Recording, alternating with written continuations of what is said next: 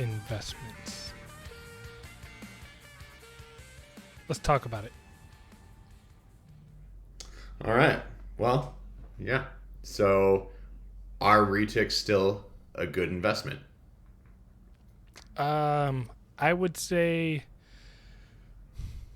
I mean, it depends like what Retics we're talking about, right? I I think that like I'm gonna catch a lot of crap for this, and there might be people I upset, but like if you're investing into super dwarfs, I would say that there's still a decent market for it. If you're investing into mainlands, there's probably a handful of morph and morph combos that are good investments, and the only reason why I really even say that is because they're either brand new, like Bacons or Ocelot combos or hypos, and Even yeah, Anthrax? Yeah, I mean, there's a handful of things that are really cool, but you would really want to specialize in that project at that point, yeah, and I would even think. then, I still think where and why they become a good investment is because like you need to shrink Yeah. them down into super dwarf stuff.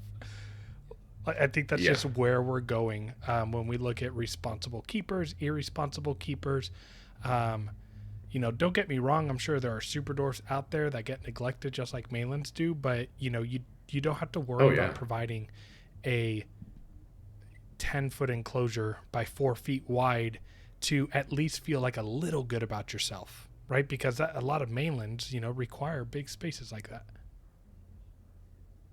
Yeah, absolutely. I mean, it's a lot cheaper to keep a super dwarf, a lot cheaper to feed a super dwarf or some of these dwarf localities. So I think just responsibly, if you want to start investing into retics, you want to start shrinking stuff That's down. actually a good point that you even mentioned that. That wasn't even on my radar. But when we talk about investment, like the word investment, I'm sure I could pull up a Google definition, but I'm too lazy. But what we're talking about, like, is buying into something in which you're going to maximize your profit moving forward.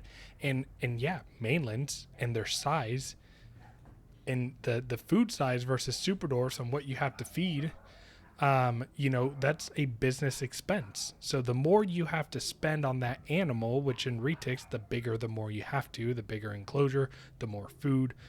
Bigger enclosure means more cleaning products. Overall, you're just multiplying your products and your how much you have to spend on them or your business expenses, and therefore they're not as nearly as good as investment as a super dwarf retic. Well, I mean, just look at it this way.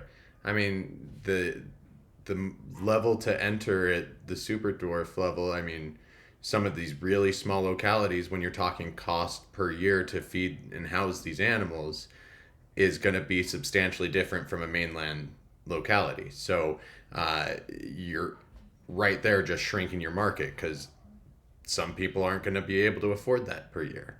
And sure, there might be people that take those little like quick deals at a show or whatever and buy one on impulse. But once they see how much it takes to take care of this animal, I think that's where we start seeing the Yeah. neglect, and that's just what I want to Yeah, avoid and I at mean, least. and I just right off the bat, let me go forward and just say this: there's a lot of mainland people out there, a lot of mainland breeders that are doing it the right way, and that are caging Mm-hmm. in good things or have the right projects that are good investments, like the Ocelot project, and all those combos that are very highly sought after, and those are all. I'm not saying any of this as like a disrespect towards mainland breeders because there's a lot No. of you guys that I respect and look up to. But at the end of the day, when we're talking about investment, we're talking about return and cost over the lifetime of an animal and what's a good means of investing. Um, Well, and I think just part of why I'm in this is just to be able to get new people into these animals, or maybe someone who's had a few ball pythons or boas or corn snakes, what have you, and try to get them interested into what I ended up interested in, which is yeah, retics.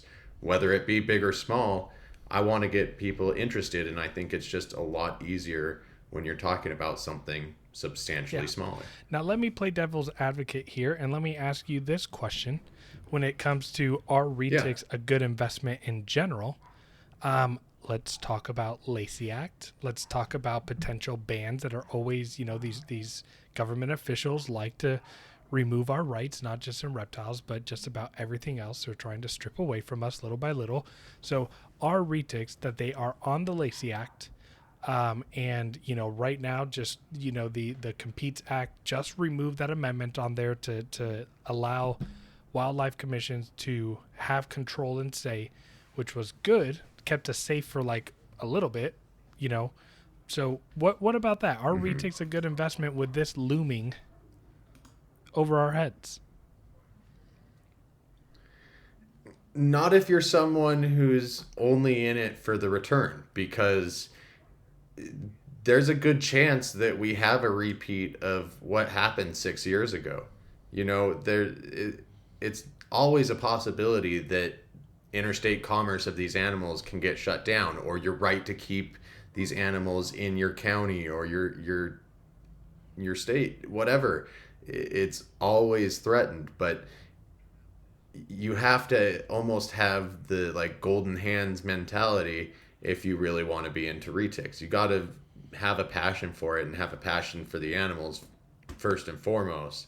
And then, if you're able to be lucky enough to get a return on these animals, then consider yourself damn lucky. But yeah. I don't know. What do you think about that? For me, number one, so like if you're looking for a reptile to purchase, reproduce, and sell for money, and make a lot of profit back, and that's like what you're trying, like you don't own any reptiles right now and you're looking to get a reptile, like stay away from Retics because you can have your rights taken away.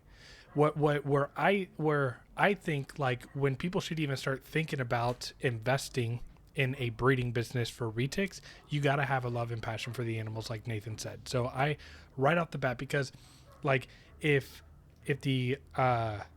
there's interstate commerce ban, which just for those of you unfamiliar with the terminology is if the government decided to ban the animals and reptiles that are on the Lacey Act from us being able to sell across state lines, right?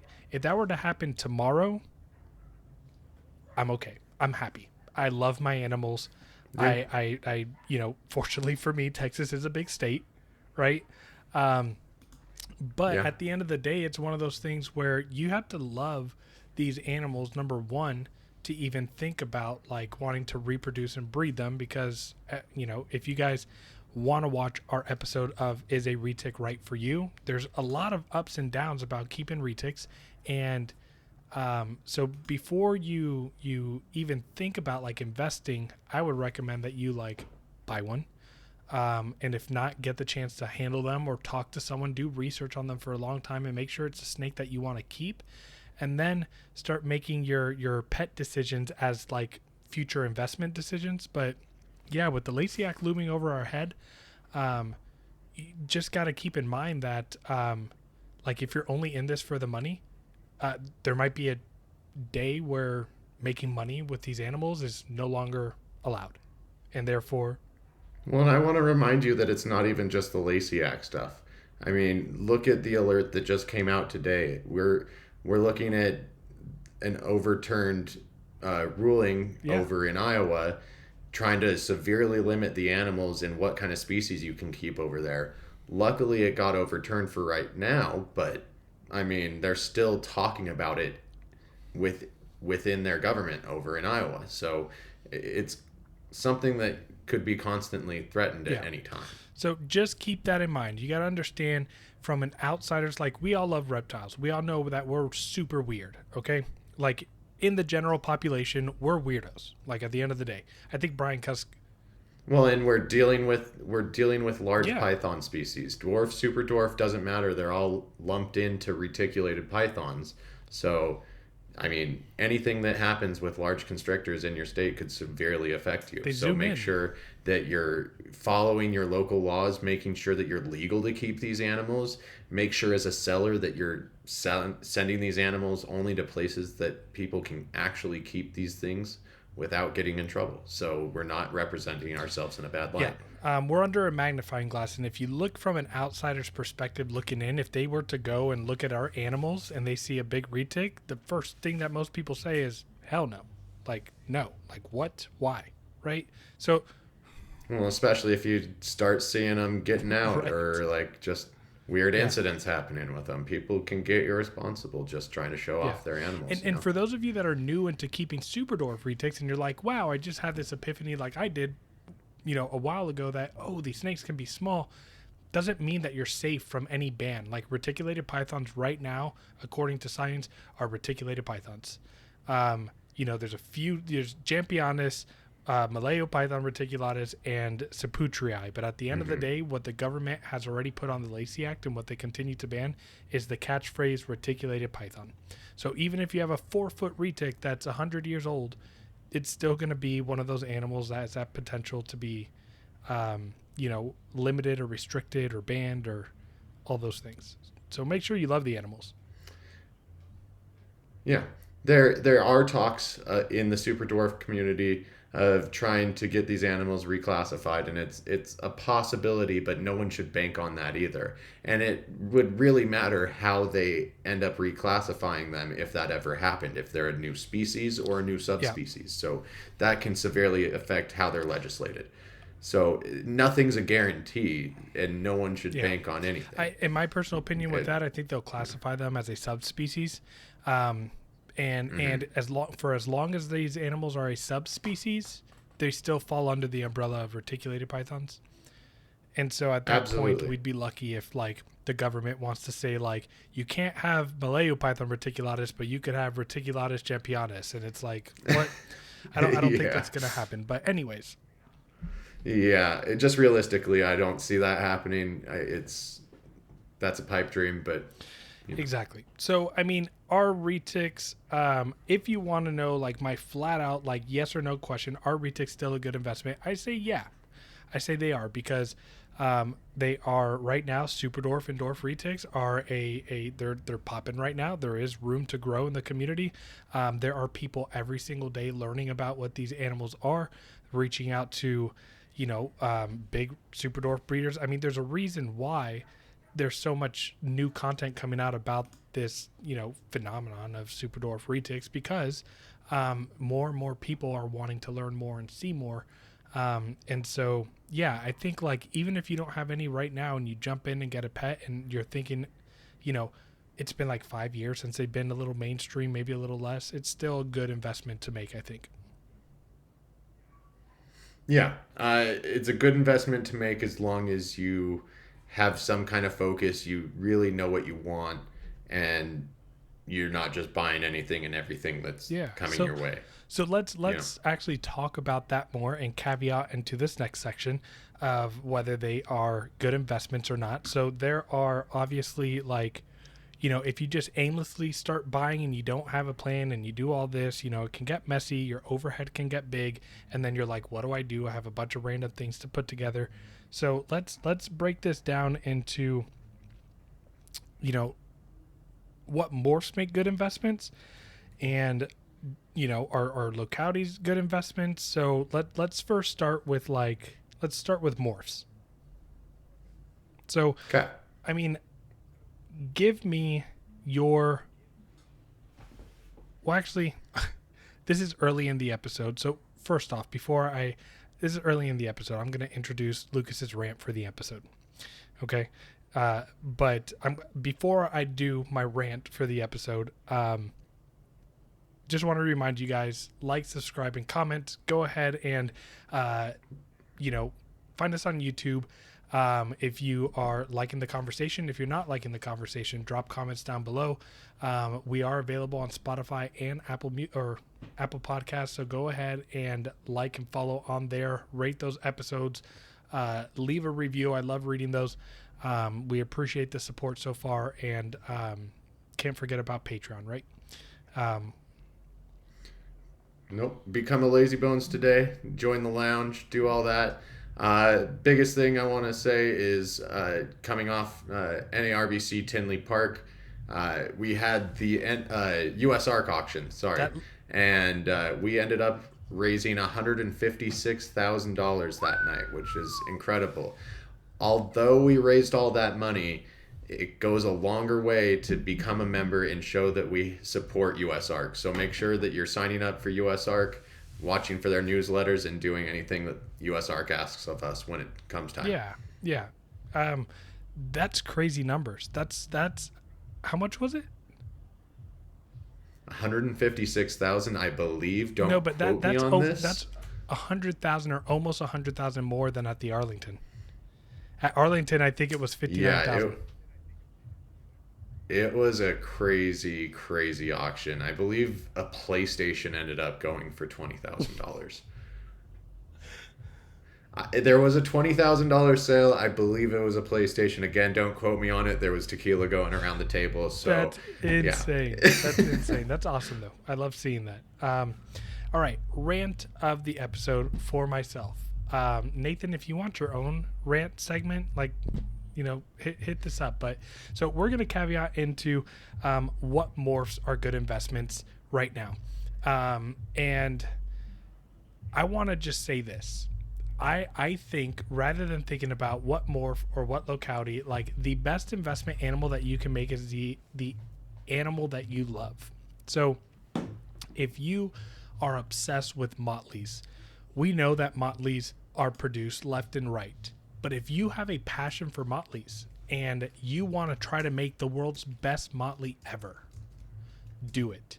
And selectively breed using locality traits, morph traits, color, pattern, whatever the heck it is that you want, and make the best damn motley that you can make. Because what's going to happen is all that hard work and all that passion that you put into what you love, and when you talk about it, people are like, that sounds sexy.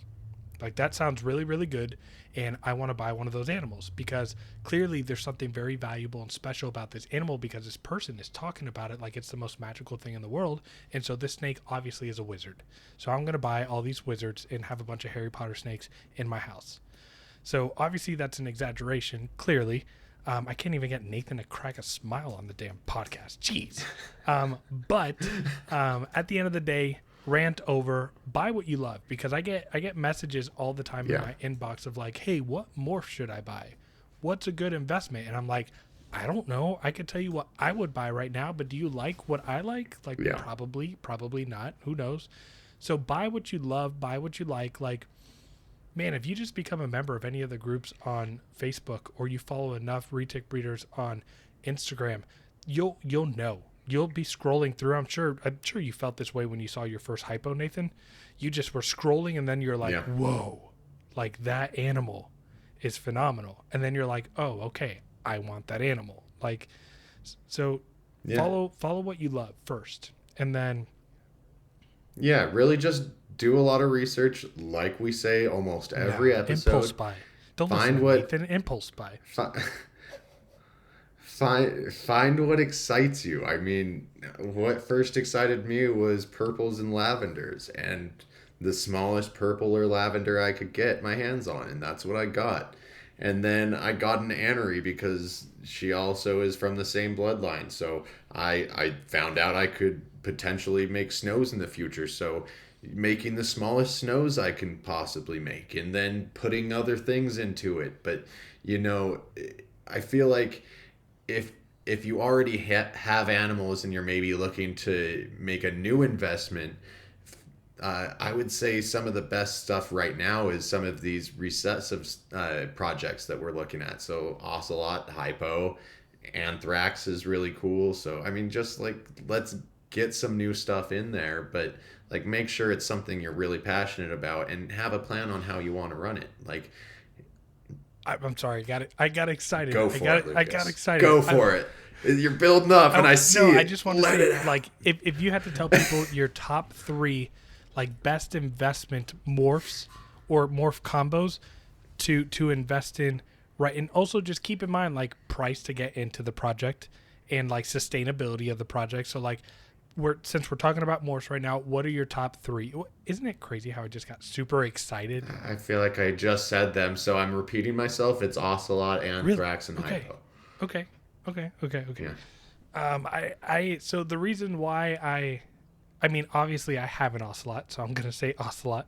And here's the thing, and the reason why I think it's a good You're contractually right. obligated to say ocelot.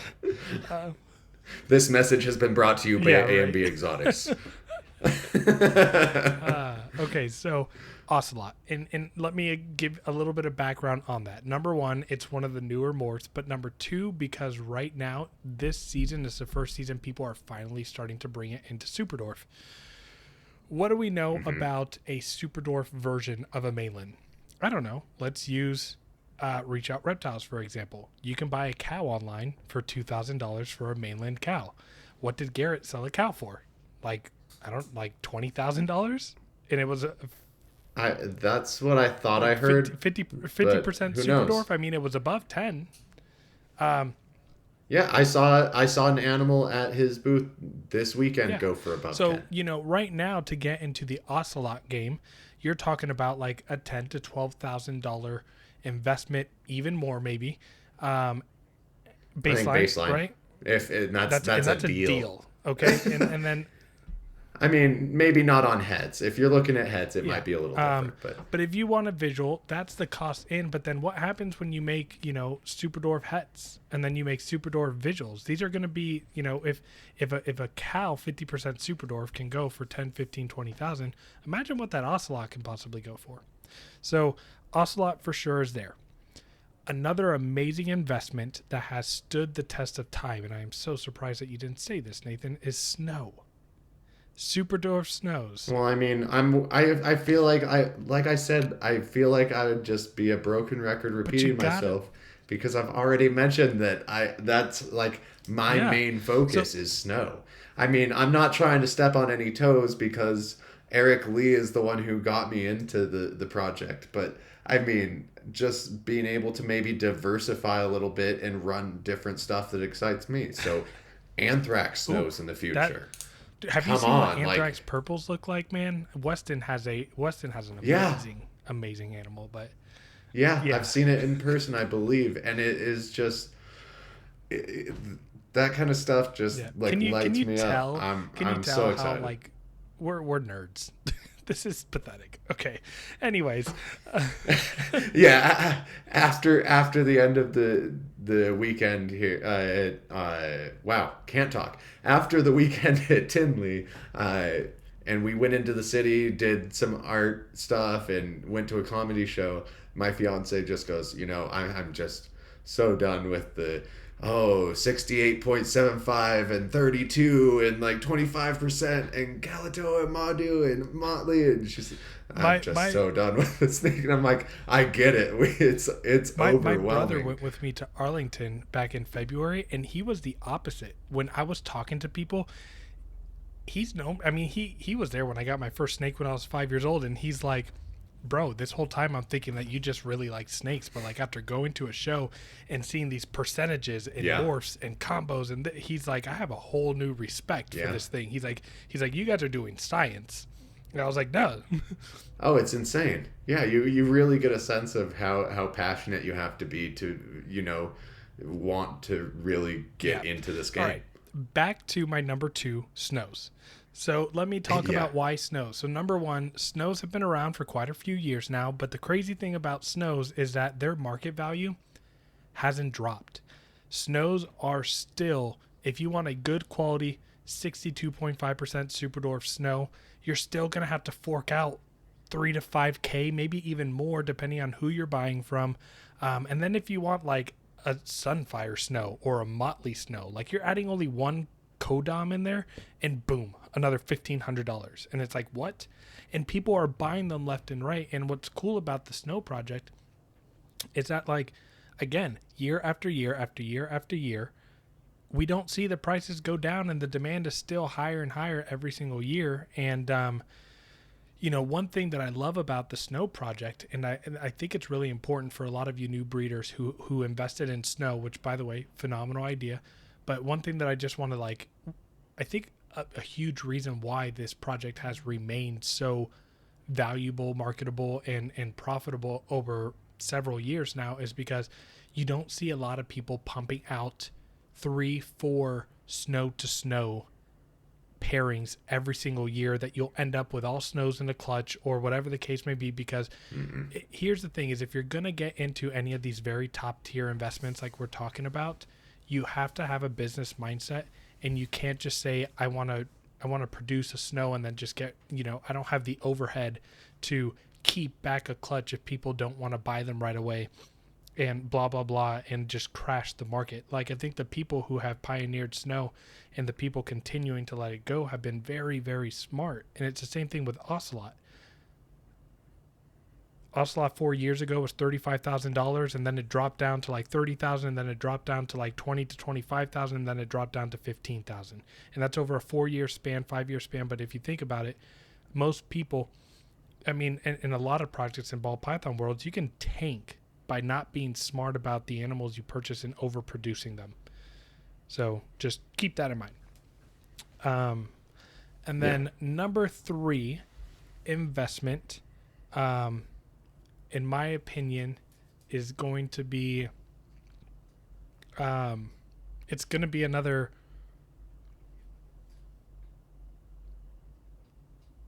that's hard for me. I wasn't even prepared for this episode, by the way. I knew it was going to be. I want to right off the bat say hypo. And the reason why I want to say hypo, again, there's no known super dwarf hypos out there. Be the first. I challenge you. So there's people for sure. working at it. And I mean, probably by next year we'll have some heads. But yeah, I mean, now here's the thing is, I've seen Bob Clark's hypos and they look phenomenal. They're blue as hell, yellow, vibrant. But then I've seen other people produce hypos and they're not that blue. So I'm still not like, I really need to see other people producing them to see like what the deal is fully with blue hypo, or hypo as some people call it. But if I had to go outside of hypo, I was going to say your next best investment would probably be to get a high quality OGS. Yeah, that's that. I was eyeing an OGS female this weekend, $7,500 for the one I wanted. I mean, really small genetics. Yeah, great little and we female, know, but you're and shelling out. We know that OGS, and if you take an OGS to a phantom, you create cows. Here's the thing, I think everyone is going that route. What I think that people should do with OGS, if you aren't aware, like when you see a beautiful OGS, to me there's like not many other snakes that are as nice. And so in my personal opinion, like even if you get OGS just to perfect and make a beautiful animal, the OGS combos like Shane Costello is making stupid, like just absolutely ridiculous, like glow stick orange OGS purple Jaguar, Sun Tiger, Super Suns, like the OGS, like the sky's the limit with OGS, and a lot of people aren't focusing on it. And I think that it'd be a really good return on investment for them. Yeah, I mean, I can't say that I am not a little bummed that everyone's kind of going the cow route, because when I first got into super dwarfs, before everything really started popping off, and you had Garrett's presence really marketing these things to the general public, that's the route I wanted to go. I mean, I saw my first cow retic, and I said that's what I'm going to invest into when I have the funds to be able to. And by the time I was able to start investing into that project, everyone's after it. But I'm not going to let that stop me, because I still like what I like, right? Going back to that first point. You produce what you love, and you share what you love, and you share your passion, and people will buy your animals because people want to buy from someone that they know loves their animals and loves the projects that they're working with. So, like for example, and I mean, this is like, I just mentioned like snow being number 2 on my list. And the thing that's crazy about the snow project is that, like, as much as I love it, I also know that business decision wise for me, I'm holding off. I'm going a different route with Anery and Albino. I'm going a completely different route, but I love them. I can appreciate them from afar. And I mean, really the only way that I'll end up getting a snow female is if my my male ocelot ends up proving het caramel. So that way I can make some orange glow stuff. But so no more snowmelt, because I know that was a thought of yours in the past. That's the other route I'm going, snowmelts. But I'm talking about like the current snows that are mass produced and in production, not mass produced, but they're being produced. So purple snows, lavender snows, all those things. I'm going the amel route with it. But I guess the reason why I didn't include that in that is because it in the superdwarf world doesn't exist in the U.S. Yeah, and because if I'm being honest, like amel for me has always been the true albino. Like, I think it's a true retic albino. Like, you can argue a white albino is also a T-negative albino, but it's also a allelic with purple. And, you know, if it's a allelic with a T-positive albino, I'm just kind of not sold there. So I think the true albino of retics is amel. And there's something about those see-through ruby red eyes that drive me crazy. I still haven't been able to see one in person, and I would love to. Yep, I plan on it. You thinking of doing February not Tinley? Yeah, Arlington? I'll give you my rundown for next year. I'm gonna do February and October or September Arlington. I plan to make the October Tinley, and during the summer I also plan to go to Retic Fest. Cool.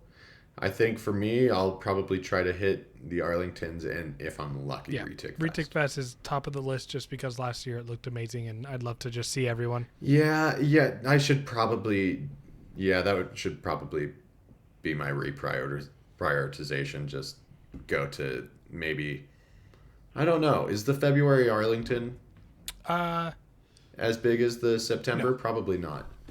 No, I went to both this year. Anyways, we're getting on a tangent. So, I mean, do you want to just like shoot off?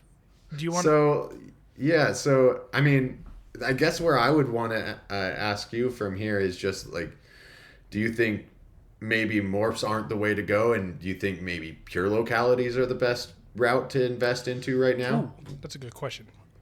Okay, so are pure localities a good investment? Are they a better investment than morph? So, right off the bat, like if I had to answer in a blanket statement, are pure localities a better investment than morphs? I would say no. And this is coming from, like, I'm a locality person through and through. I think I only have like 5 morphs in my collection of 20 snakes. And so with that being said, you got to understand that localities are, in my opinion, phenomenal, but there are a lot of localities that are limited in bloodline. And so you have to realize, like, as far as keeping things pure for as long as you can, there's really only 2 sustainable localities in the country. And this is, by the way, this is information that I've gotten from someone else, and I truly believe in, which is why I'm sharing this. But the 2 sustainable localities in this country are Kalatoa and Ternate. Everything outside of that, at some point, we're going to be crossbreeding and breeding. And like right now, I have a Solaire. I'm trying, like, I have one option to find an unrelated male to her, and it's a wild caught male. Like, and well, I think if you're really in love with a locality, and it is, maybe it's a Madu or a Karumpa, however you want to say it, Tombalong, and the list goes on. If you want to work with those animals, you still can, but maybe think of using them to add color, to add the pattern. I'm trying to get to what I like. Talk about it. Talk about it. You're on the right part. I love it. No, I mean, you're right. You can't keep just inbreeding these animals after generation after generation. There's just bound to be issues down the line. So I think, it's a good idea that if you love these localities, have one in your collection. But if you really need to breed it, then maybe think about what would be cool with that locality. So I agree 100%. Like, so for example, if you were to invest in Kalatoas, phenomenal investment. It's one of the smaller localities in retics available. They're going to stay at a fairly good price. And I mean, right now the price for them is good. I mean, like, you can get one for as low as $1,500 from a as low as 1,500 for a male and as high as like 5K for a female, depending on who you're buying from, bloodline, all that good stuff. But let's say any locality, so we cannot import animals anymore. So what we have in this country is what we have. Therefore, that puts localities on a rare radar. They're just not, you can produce 1,000 motleys a year all over the country. I think this last year was the most we've seen Kalatoas produce. And I think there was like 6-7 clutches of Kalatoas in 2022. And that's a number that I'm going off the top of my head because the last time I count was a few months ago at like 5. But yeah, so those aren't big numbers, especially because clutches aren't big. And so for small localities, great investment that you can go with breeding pures. But like Nathan was saying, I have for example, I love the Ternate Island locality. It's like first or second favorite of mine. And like that's a good investment for like peer-to-peer breedings, but also when it comes to making morphs. So all of you that love morphs and like are like, I'm a morph person, not a pure locality person, that's like a majority of keepers out there. But I mean, if you're not including new bloodline of a different looking type of retic, like a Ternate or a Homa, or Garrett's been using a lot of Madu stuff in his, like Garrett had produced of Reach Out Reptiles, he produced motley aneries like 2-3 years ago that looked phenomenal, and then all of a sudden I got to hold some this weekend, and they are some of my favorite snakes I've ever exactly gotten to all see. He had to do was over the last like year and a half is throw Madu in there, and like boom, he just created silver, blue, and yellow motleys. It's like, what? You cannot describe the color totally accurately on those animals. I love my Anery motley that I got from him. That's a 50% Kalatoa, 12.5% Jamp.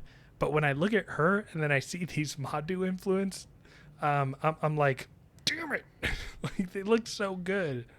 Phil Thompson will show you the one that he just picked up. Me. It'll make you slap yourself. He showed me. He sent me like 3 pictures today, and I was like, okay, you're cool. Fine, bye.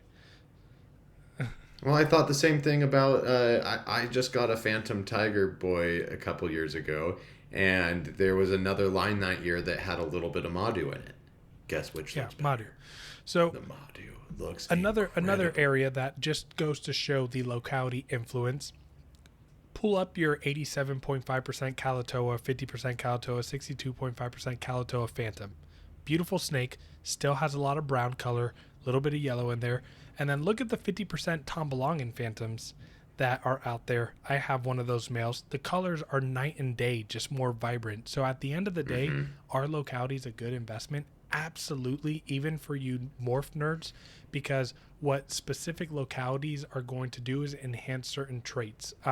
Rodney just produced. Well, and I think Tombolongan and Solaire are the 2 perfect examples of that. Just loaded with color, maybe not the best to run into the Solaire project to Solaire project, or the Tombolongan to Tombolongan, but to add that color pop, go for it. I mean, depending on what you're throwing it to, it's going to be incredible. Rodney just produced Ternate marbles, 50% Ternates. Oh, those were that's what I'm saying. Like you put a crazy pattern locality like Ternate into a crazy pattern morph like marble, and he made the best marbles I've ever seen in my life. I was like, what? So yeah, localities are a phenomenal investment because they're gonna make your morphs even better. And then once you if you get smaller localities to enhance the morphs and everything, now you're making better looking morphs and smaller animals. So yeah. Localities are a phenomenal investment, and even at the end of the day, if you want to do just pure localities, good luck finding a pure locality for under $1,000. And I know there's a lot of expensive things out there, but if you're selling a single snake for $1,000, like, why are you complaining? That's a good value. That's good money coming in. Yeah, absolutely. So, based off everything we've talked about through this episode, what then is maybe like the parameters you would use on how to decide which project you would want to invest into, or how should we tell our viewers what the best path of investment would be right now? Superdorf. Oh, wait, were you asking me, or did you want to I, have like a discussion on this?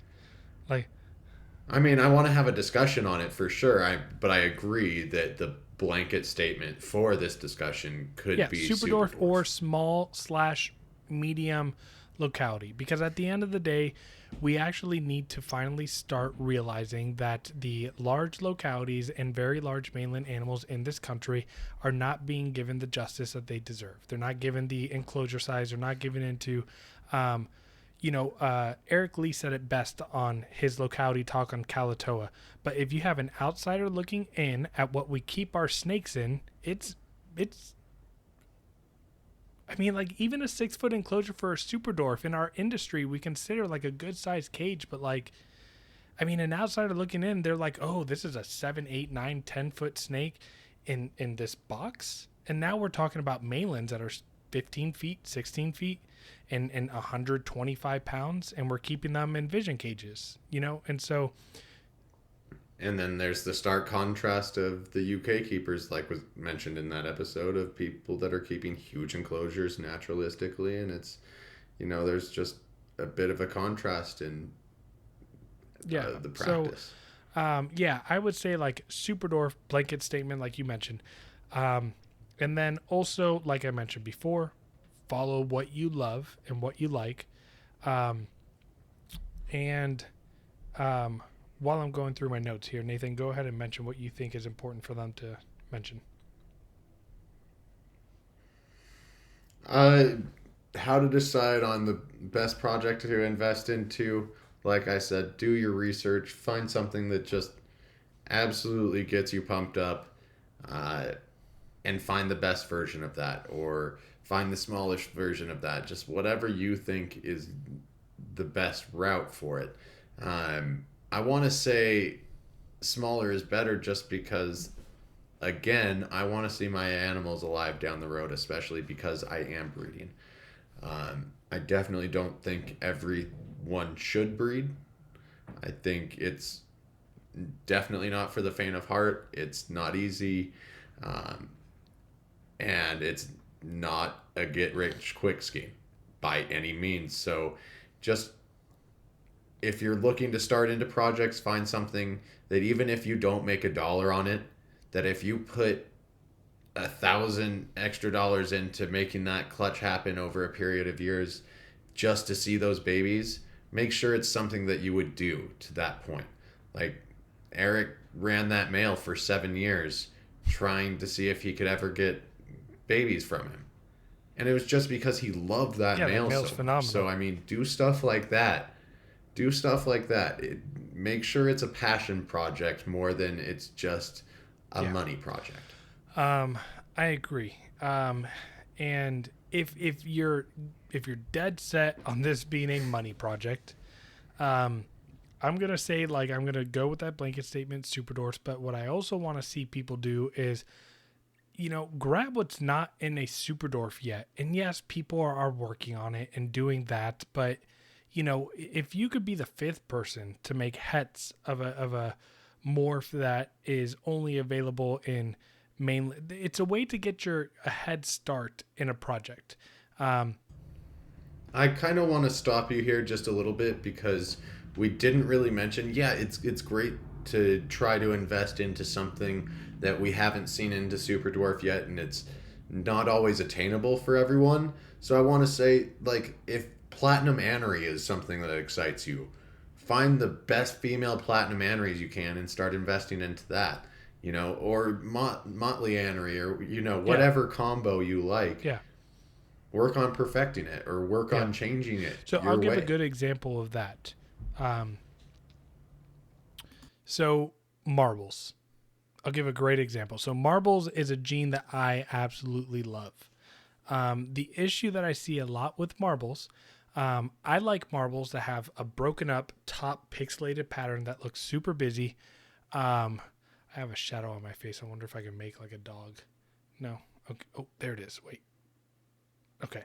Anyways, so you're on mute, Nathan.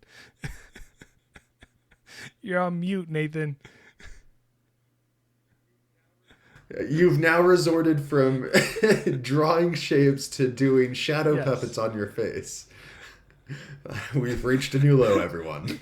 Okay, so yeah, so marble's a good example for me. So I have a marble. I selectively chose my marble because of the color. It was insane, and it had that good broken up pattern that I love in marbles.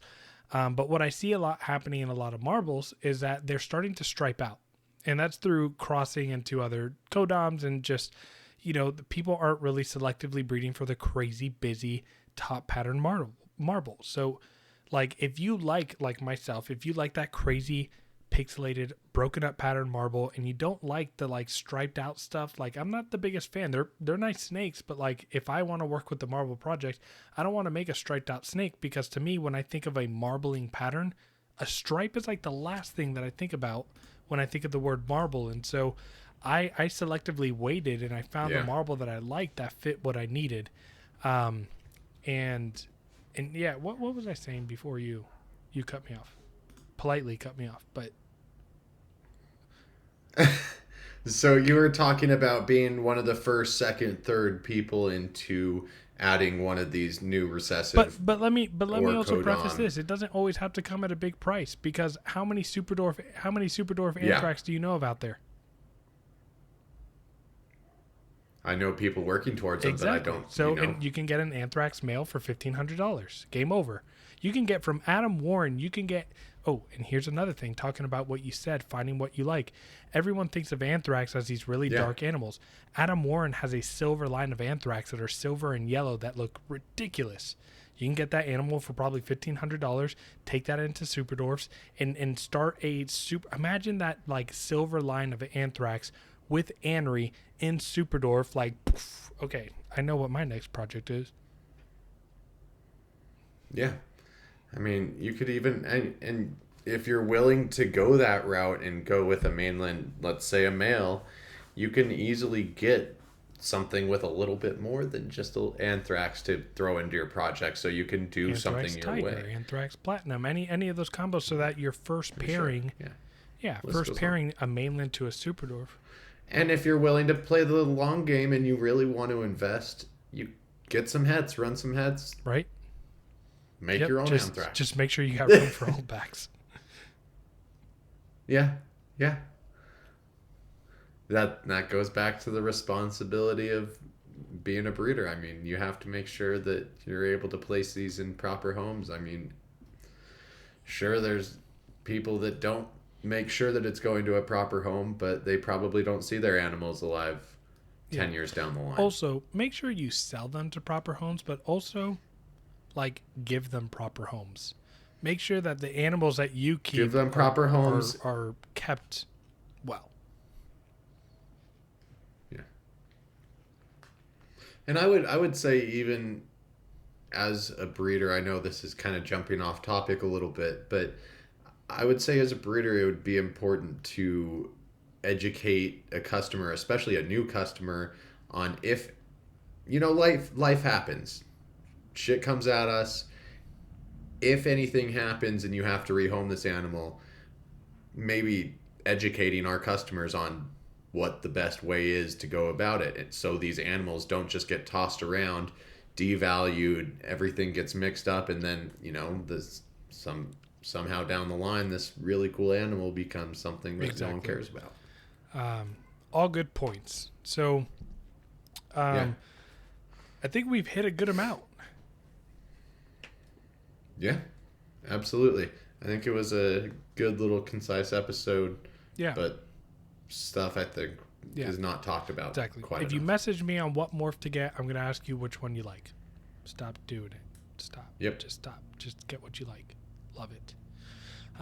Okay, so again, just as a reminder, like, subscribe, comment.